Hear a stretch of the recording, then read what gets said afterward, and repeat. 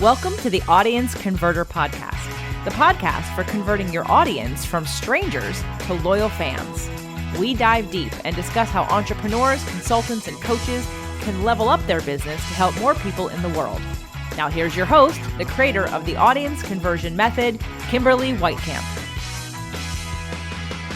Are you a community leader who's looking to really build your community through the power of email? It's the first chance you have to get in front of the right people, and you should make the most of it. So many community leaders take the template approach, and you've lost your community before they've even found you. How about crafting the perfect welcome series instead? You can grab my guide, Crafting the Perfect Welcome Series, at theaudienceconverter.com/giveaway. Discover the tips and tactics I use to help my clients get up to an 80% open rate. When people open those first few emails, they're more likely to continue opening your messages, engaging, and buying from you.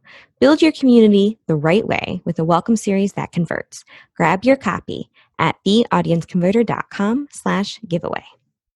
And we're back with another episode of the Audience Converter Podcast. And we're talking about one of the topics I love, dear and near to my heart. And that, of course, is marketing. But it's always great to get another perspective on marketing. You can hear a little tweak, hear a little different approach to something, and then really deeply understand what it is all about. And we're, of course, talking about a really popular principle, the 80-20 rule, and how it exactly applies to your business.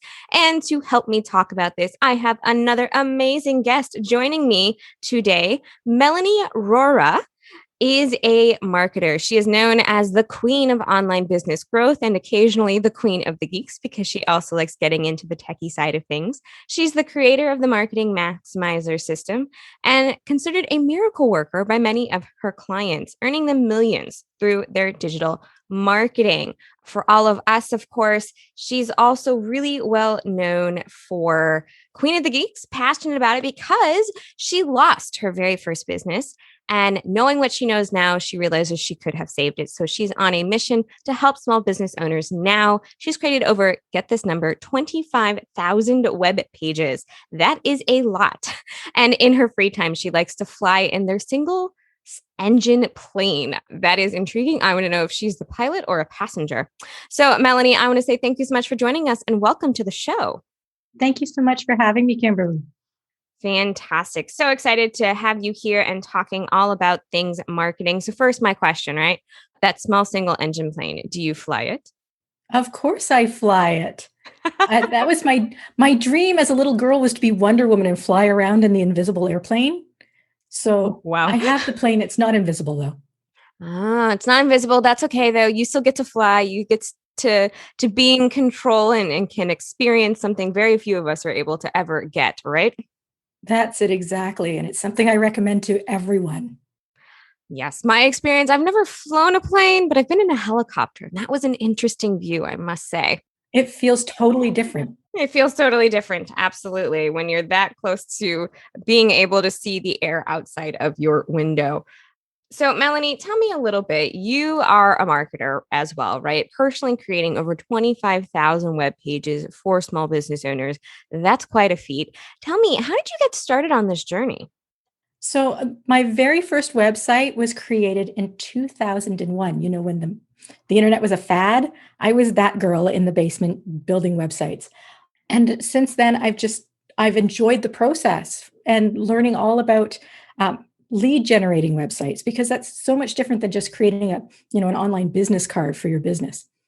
So that's really where it started, as I was making a website for my first business, which was my flight school. Going back to that love of flying then. Awesome. Going back, that's it. Going back to there. And from there, I got my degree in marketing in 1999, and then it just keeps growing, and I love it so much. I'm so blessed to be, it's 20 years in this industry now. All right. So I have to ask, I'm intrigued now. You are one of the first people I have interviewed who does marketing and actually has a marketing degree.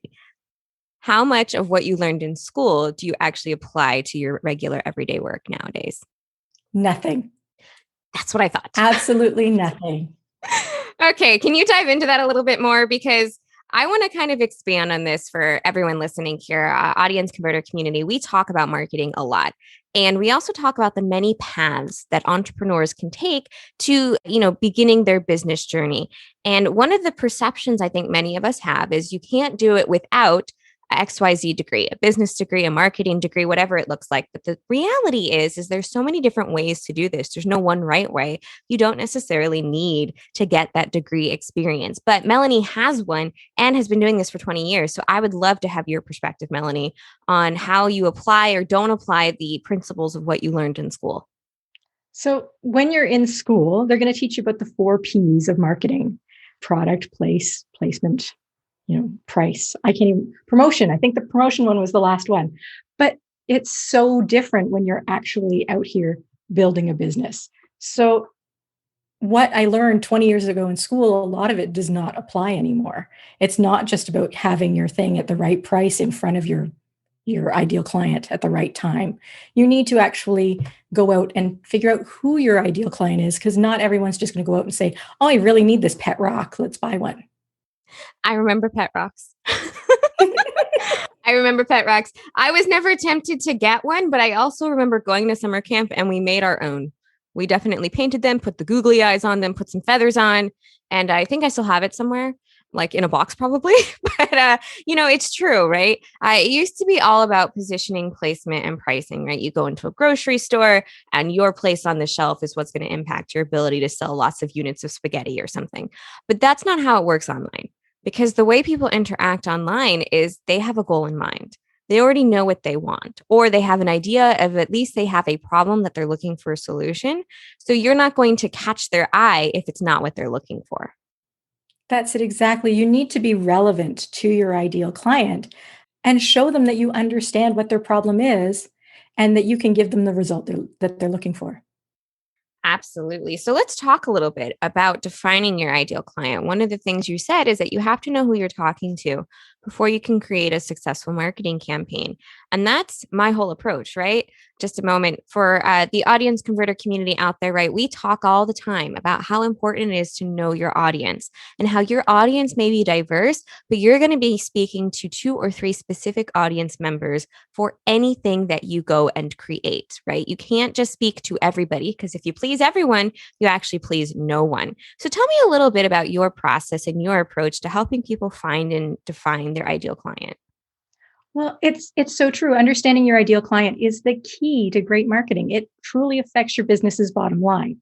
So when we're doing ideal client work, and I mean, it's a big part of what we do, it's figuring out who your dream client is, right? You want to understand them and you want to be able to drill down. So sometimes you might have 2 to 4 markets that you could sell to, but if you're advertising to all of them, you're speaking to none of them.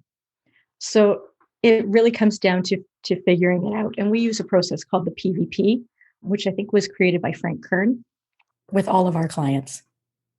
So, another important part of what Melanie just said, I want everyone to take note, is that you need to have a process and you need to have an idea of your dream clients, right? So many of us are out here, we're doing what we're doing, and we're like, well, I get a lot of people who are like X.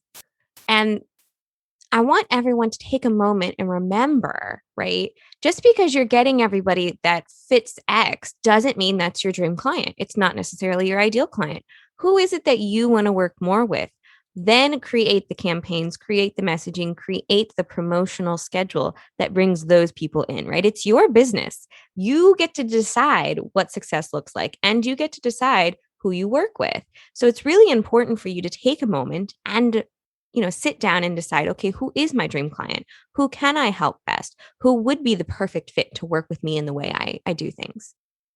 Well, that's it exactly. Attracting your ideal clients is actually really, really good for your business because you're going to grow. You're going to attract long-term clients and raving fans who are going to recommend you to other businesses, right? Other clients. So you're going to earn more. You're probably going to work less and you're going to have less stress because you're working with people who aren't complaining. They love what you do and how you do it. Absolutely, right? Earn more, work less. I think all of us can get on that bandwagon, right? Exactly. So tell me a little bit about, you've said before that you need to be bringing in the right clients, right? You need to be bringing in the ideal people. And at the beginning, we mentioned something about the 80-20 rule. And the idea behind the 80-20 rule is that 80% of what you do is going to, well, there's a lot of different ways that it can be applied, right? So tell me a little bit about the 80-20 rule first, and then how you think attracting the wrong clients can impact people's businesses. Sure. So the 80-20 rule says that 20% of your inputs are resulting in 80% of your outputs. So in marketing, that's, 20% of your customers earn 80% of your profits from those 20%. And on the flip side, 80% of your complaints probably come from 20% of your customers. And I bet they aren't the same ones. Absolutely, right? That's it. So by focusing your marketing budget to attract only your ideal client, you can actually repel those that you don't want to work with anyway. So if you're using bad marketing, right, I call it hope and pray marketing, where you put out that ad and you hope and you pray it's actually going to work.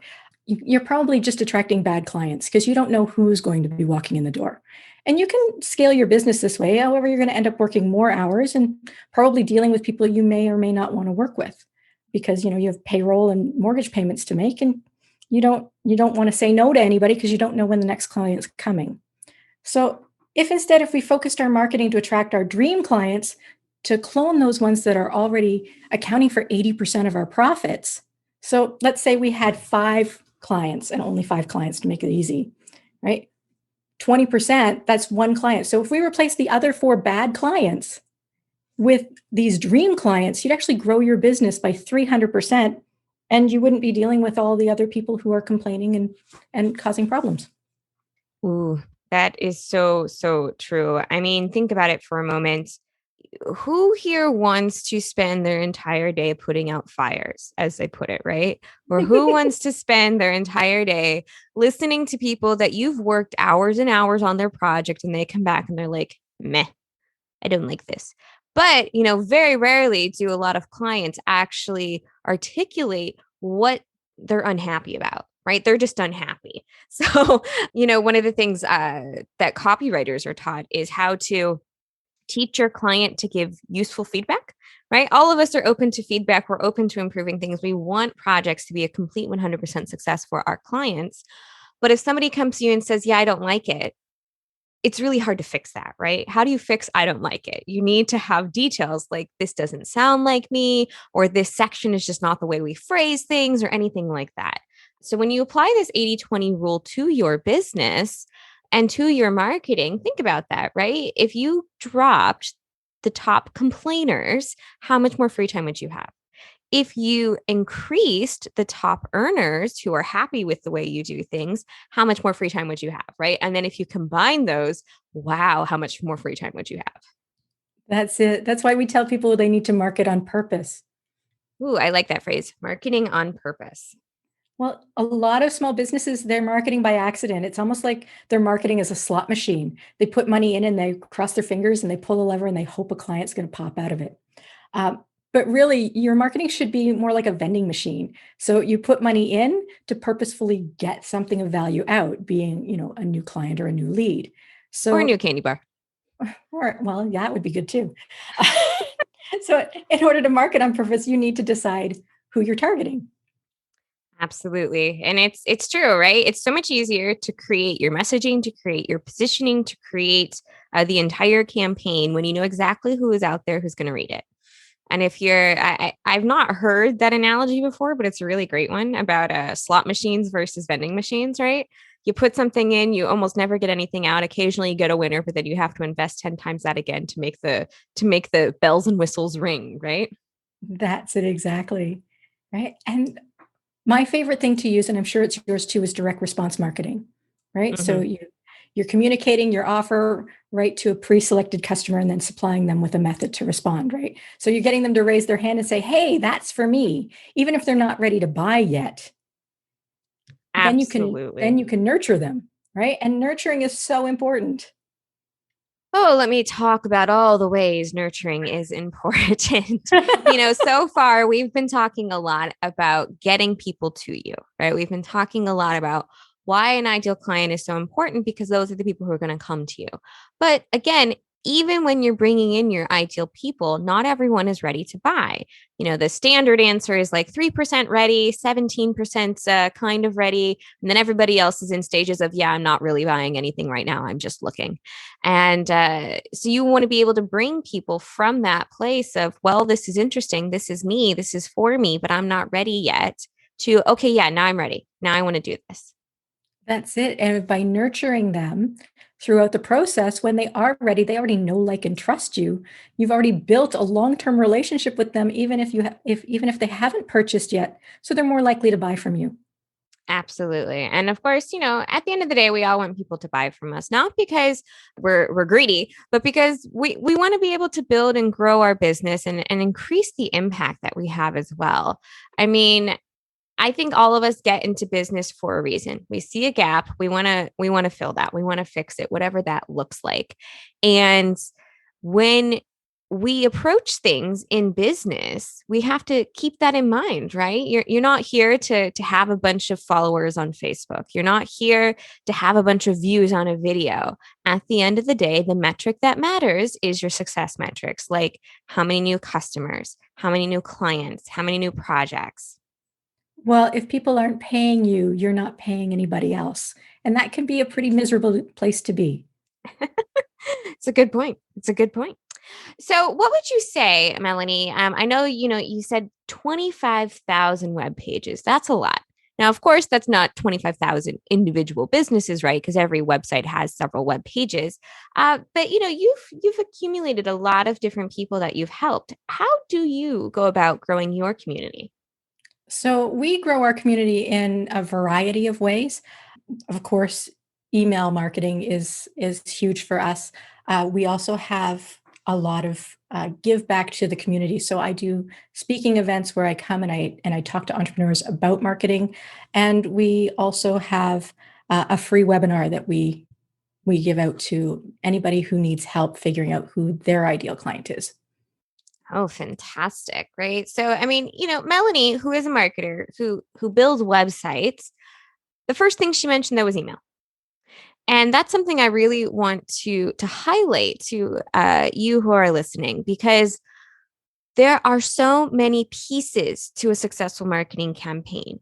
Your website is one part of it. Your email is one part of it. Your webinars are one part of it. And, from other marketers here, right, it's important to have several things in place. So don't put all of your eggs in one basket. And this doesn't just apply to social.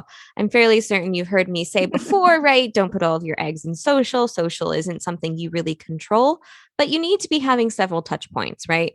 Because once somebody finds you, you want to make sure to keep that connection in place until they're ready to take that next step. That's it exactly.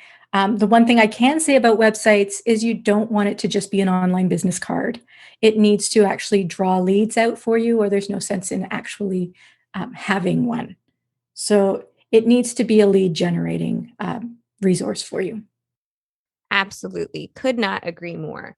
I've recently been asked by quite a number of people, "Hey, can you show me how to like maximize my website? What do I need to fix on it?" And my first question is always, "Well, what do you want people to do when they get to your website?" They're like, "Well, I don't know. I want them to see my website." And I'm like, "Okay." But, websites, it used to be very different, right? The early days of the internet, throwing something up was enough.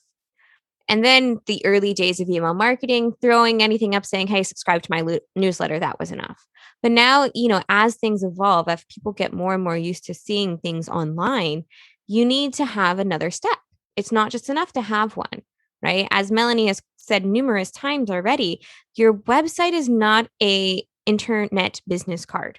Okay. If it's static, if all it says is your name and your contact information, that's not really going to help you any. What you need is to create it in terms of what you want, which is to get people to reach out to you, which is to get leads coming in and generating.